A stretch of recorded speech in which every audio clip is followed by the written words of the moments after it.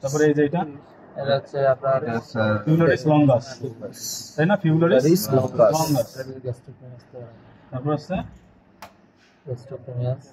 এই যে এই পাশে পিছনের দিকে এটা কি বলি? গ্যাস্ট্রোনেমিয়াস। এই যে গ্যাস্ট্রোনেমিয়াস, ঠিক আছে? তারপরে এখানে কি বলছিলাম? দুইটা মাসেল, ফ্লেক্সর পিউরিস ল্যাটারালিস, মিডিয়ালিস। এই যে এই আর কি। আর একটা মাসেলের tendon, the tendon of the supracoracoideus muscle, it passes through the trioceal canal and insert কোথায় করে? Humerus, crest of humerus। হ্যাঁ, ঠিক আছে, trioceal canal।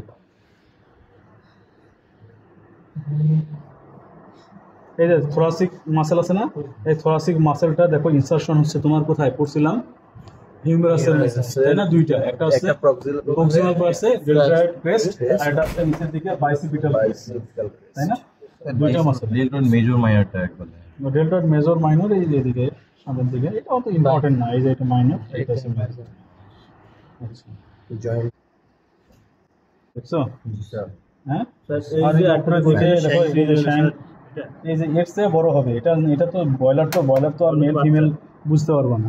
বয়লারে তো মেল ফিমেল ওখানে থাকো। লাইট মারো তো, একটু লাইট দাও। লাইট মারা দেখাচ্ছি।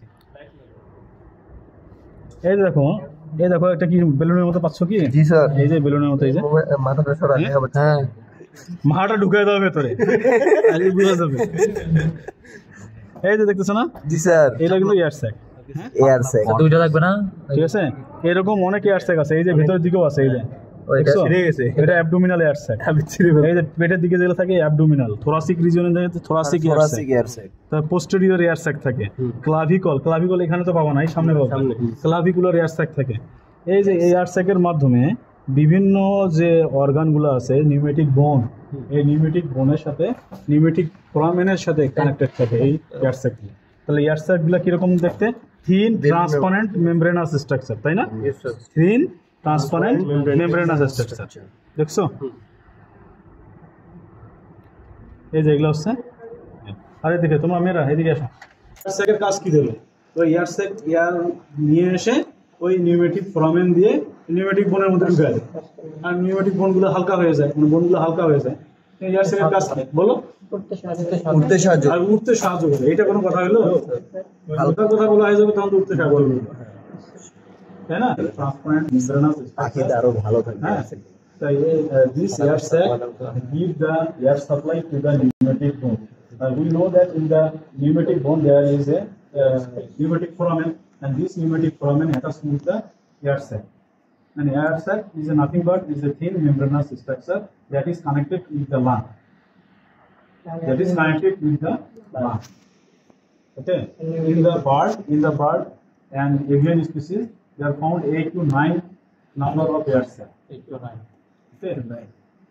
চিকেনের ক্ষেত্রে নাম্বারটা ভিন্ন। আবার ইন জেনারেল বার্ডের কথা যদি বলি, বার্ডের ক্ষেত্রে number of the air sac different, ঠিক আছে? তাহলে এয়ার স্যাকের ফাংশনটাই হচ্ছে when the air sac attached with the pneumatic foramen of the pneumatic bone and forming a structure that is called ostium. Ostium is the connection between the air sac and pneumatic foramen. Ostium is the connection between the air sac and pneumatic bone. और এটা বলতে পারো air sac connected with the pneumatic bone by forming a ostium. Ostium. Yes, ostium. Yes. তাহলে এই হচ্ছে তোমাদের